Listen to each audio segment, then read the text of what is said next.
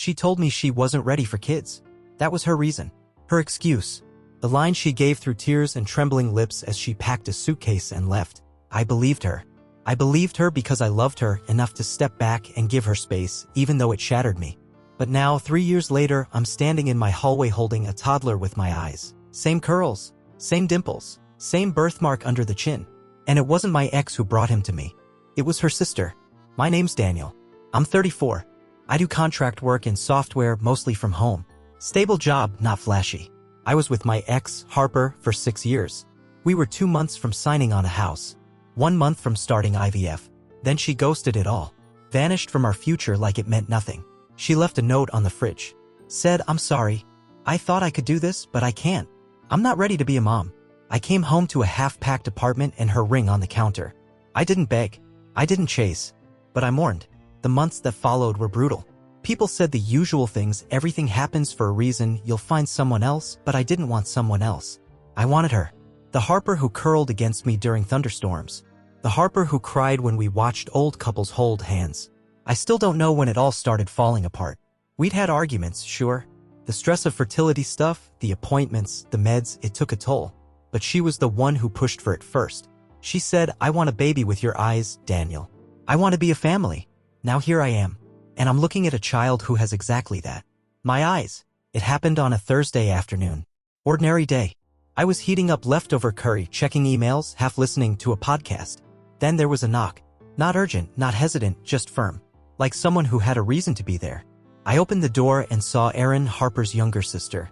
We haven't spoken since the breakup. She glared at me at the time like I'd done something unforgivable. Called me selfish. Said Harper needed peace. She looked different now. Tired. Nervous. She didn't say hello.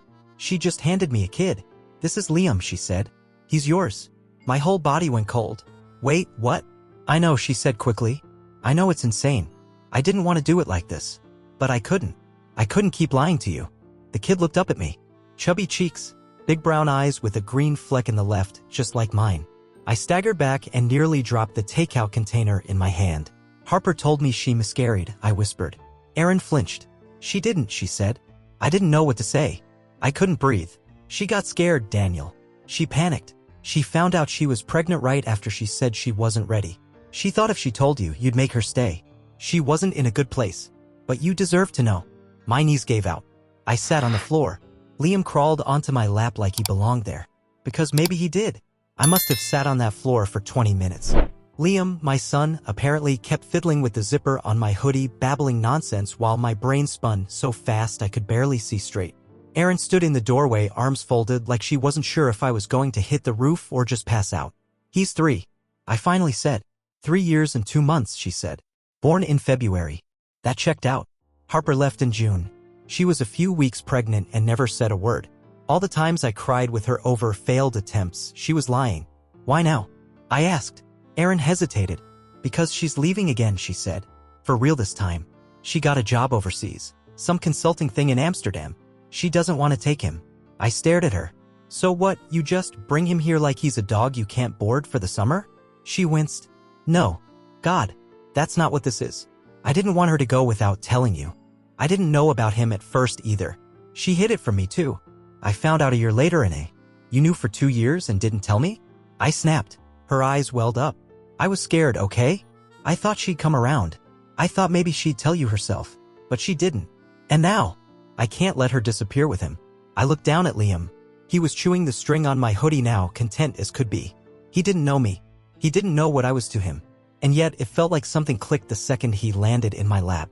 It wasn't just the resemblance. It was him. I stood up slowly. What does Harper say about this? Erin shrugged. She thinks you'll hate her. She thinks if you find out, you'll try to take him. Well, she's right, I said. Erin didn't argue. I walked Liam to the couch and sat him down, grabbing a blanket to cushion him. She never put my name on the birth certificate, did she? I asked. No. And I'm guessing I wasn't listed on any hospital forms. No. Jesus. My hands were shaking. My head was splitting. I felt like I was watching someone else's life, someone else's betrayal on a screen I couldn't shut off. I'd grieved this woman. I'd let her go because she said she couldn't handle motherhood. But she had a child. She just didn't want him with me. I want a DNA test, I said finally. Not because I don't believe you. But because if I'm doing this, I'm doing it legally.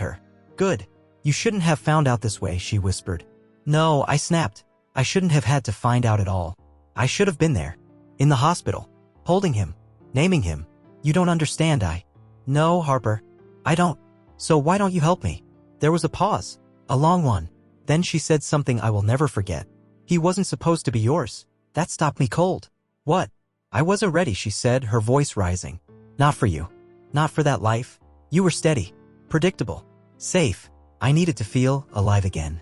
And then I got pregnant. I didn't know whose he was. I felt the world tilt sideways. You cheated on me? She didn't answer. You were taking fertility meds, I said slowly as my stomach turned. You told me we needed help. We scheduled those appointments together. You told me you were off birth control for 6 months. I was confused, she cut in. I didn't mean for it to go that far. God, Daniel, I wasn't in love with you anymore. You were just the trial run. I nearly dropped the phone. Trial run. That's what I was to her. 6 years. Plans. IVF. The home we nearly bought. And I was just a test to see if she wanted the real thing. But here's the twist, the real thing bailed. Aaron told me later, the guy Harper left me for? He ghosted her when she told him she was pregnant. And she never even got a paternity test. She just decided the baby wasn't mine. Convenient. Are you done? I said, my voice barely above a whisper. Daniel? No. You listen now. You lied. You erased me. You took a son away from a father who would have crawled through glass to be there. She was crying now. I didn't care. I want full custody, I said. What? No, you didn't want him, I said. You handed him to your sister. You're moving to another country. I have a stable job, no record, a home, and the biological connection. You don't have a case. You can't just take him. I'm not taking him. You gave him away. I hung up before I could say more. And then I sat there, in the dark, listening to the soft breathing of the child in the next room. The child who looked like me, laughed like me, trusted me, even though I was a stranger. Not anymore. I took Liam for the DNA test 2 days later. He held my finger the whole ride there, babbling about things I didn't understand, dinosaurs, apples, a blue truck, like I'd always been part of his world. And in a way, I had. She just deleted me from it. The nurse at the clinic smiled politely when I said paternity test. She asked if I was trying to claim custody or avoid it. I gave her a dead stare. We swabbed. We waited. I didn't need the results to know. I knew at the moment he fell asleep against my chest. Still, that piece of paper felt like justice when it came. 99.98% probability. I framed it. No joke. Hung it above my desk. But the wind didn't last long. Harper showed up at my door 6 days later with a lawyer. Liam was in the kitchen, drawing squiggles on my grocery list with a crayon. I opened the door expecting Aaron. Instead, I saw Harper in sunglasses, holding a manila folder, flanked by some guy in a suit. Daniel, she said coolly. This is my legal counsel, Mr. Denton. I didn't even greet her. He's in the kitchen. He just had lunch. You want to traumatize him now or wait until bedtime? Her lawyer cut in. We're not here to take the child today. Miss Harper is formally asserting her parental rights and requesting a mediated custody arrangement. She abandoned him. She left him with her sister temporarily. She left him with me, Denton, I snapped. The biological father. The one she never informed. You want to play games? I'll bury you in affidavits. Harper flinched. I guess I didn't look like the same man she left. Because I wasn't. I had a beard now. I had bags under my eyes. And I had a 3-year-old who called me Dada in his sleep. She changed her mind, the lawyer added. She wants to be part of Liam's life. My laugh was sharp and humorless. She didn't want to be part of my life when she made him, I said. Now that she's got a plane ticket and a conscience, she thinks she gets partial credit? Daniel, Harper finally said, stepping forward. Please. I was confused. I didn't know what I wanted, but I'm still his mother. I looked her dead in the eye. And I'm the one who read him Goodnight Moon last night. I'm the one who held his hand when he got scared of the washing machine. I'm the one who had to explain why the lady who made him doesn't live here anymore. Tears welled up in her eyes. Good. Let them burn. I'm filing for full custody, I said, loud enough for both of them to hear. You want supervised visits? We can talk, but you are not yanking this child around when you already abandoned him once. We'll see you in court, the lawyer muttered. They left. I closed the door slowly, trying not to shake. Liam came padding into the hallway, holding the paper he'd been coloring. Daddy, he said softly. You okay? I dropped to one knee and hugged him so hard he squeaked. Yeah, buddy, I said. Daddy's more than okay. The custody hearing was set for 3 weeks later. Those 3 weeks were hell. Not because of Liam, he was the light that kept me steady. But because Harper's lawyer wouldn't stop. Emails, paperwork, allegations. One of them even said I was emotionally unstable due to abrupt parental responsibility. They said I was too angry to be a stable father. Yeah, I was angry. But not at the kid. I was angry at the woman who kept him from me. And I wasn't alone. Aaron submitted a signed affidavit. Detailed everything, the pregnancy, the secrecy, the day Harper handed over Liam like a duffel bag. It helped. So did the pediatrician's report. Liam had shown notable behavioral improvement in my care, started sleeping through the night, fewer tantrums, healthier appetite. The day of court, I wore a navy button-up and held Liam's hand until we walked through security. Aaron met us in the lobby. Harper was already inside. She looked like someone auditioning for Tragic Heroine #1. Pale sweater, light makeup, red-rimmed eyes, and no child. The judge, a middle-aged woman with zero patience for theatrics, asked to hear opening statements. Harper's lawyer painted her as a woman overwhelmed by postpartum depression, acting under duress, now seeking reunification. Mine laid out the facts. The timeline, the test. Then the judge asked Harper to speak. And that's when everything cracked. I didn't lie out of malice, Harper said, her voice trembling. I was scared. I didn't know if Liam was even his. I made a choice to protect Daniel from a child that might not be his. And when you found out he was his child, the judge asked, raising an eyebrow. Harper swallowed. It was easier to pretend it wasn't true. Silence. Then, easier for who? Harper blinked. The judge leaned forward. You had a child with this man. Then you denied him knowledge, access, and legal paternity for 3 years. You took his name off the birth certificate. You gave the child to a third party. Then, after relocating plans were made, you reversed course and filed for joint custody. Harper opened her mouth. Nothing came out. I have to ask, the judge said, flipping through a file, what changed? Harper glanced at her lawyer. And then she said it. I didn't think he'd want him. That was it. No tears. No apology. Just a cold, flat line of cowardice dressed up as logic. The room shifted. The judge looked at me. Mr. Wolf, are you seeking full custody? Yes, Your Honor. And would you allow the mother supervised visitation? If he wants it. The judge nodded. That's reasonable. Then she turned back to Harper. I'm going to recommend a psychological evaluation before we determine a long-term plan, she said. But for now, physical custody remains with Mr. Wolf. Boom. I held it together until we got outside. Then I dropped to my knees in the parking lot and hugged my son like he was the only thing holding my heart inside my chest. Because he was. 3 weeks after the court hearing, Harper sent a letter. Not an email. Not a text. A real envelope. No return address. It showed up in my mailbox on a Tuesday, folded into thirds, written in the same cursive I used to love tracing my fingers over on grocery lists and birthday cards. I recognized the way she still dotted her I's with little slants instead of circles. I almost threw it away. But something stopped me. Maybe I needed closure. Maybe part of me, the naive part that hadn't fully died, thought there might be something redemptive inside. Here's what it said. Daniel, I've read that the truth always comes out.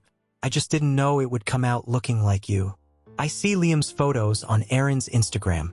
I see your smile on his face. I see your steadiness in how he holds himself now. I was scared when I left, but that fear curdled into shame. I don't expect forgiveness. I don't expect anything.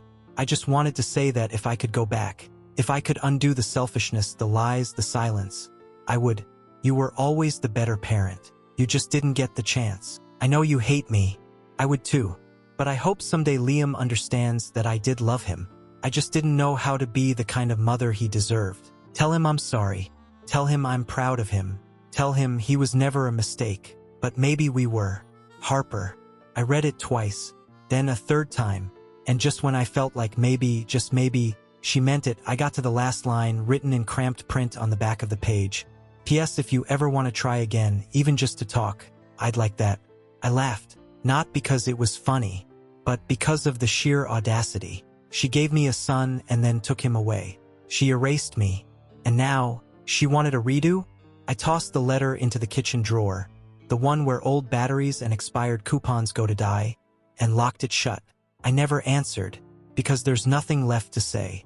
I'm not the man she left behind anymore. I'm a father now. Liam sleeps through the night most days. He knows how to say coding, because he hears me mutter it while debugging. He asks if he can help click the emails on my laptop. He knows I'm his dad, and I'm learning slowly how to be his home. Some nights I sit outside his room just listening to his breath, just being near the thing I almost lost, the thing I was lied out of. He likes pancakes on Saturdays. He cries when the dog in cartoons gets hurt. He doesn't understand court or DNA tests, or how one person can break another without even raising their voice. And I won't let him. He'll grow up knowing he was wanted. Not by everyone, but by me. And sometimes, that's enough.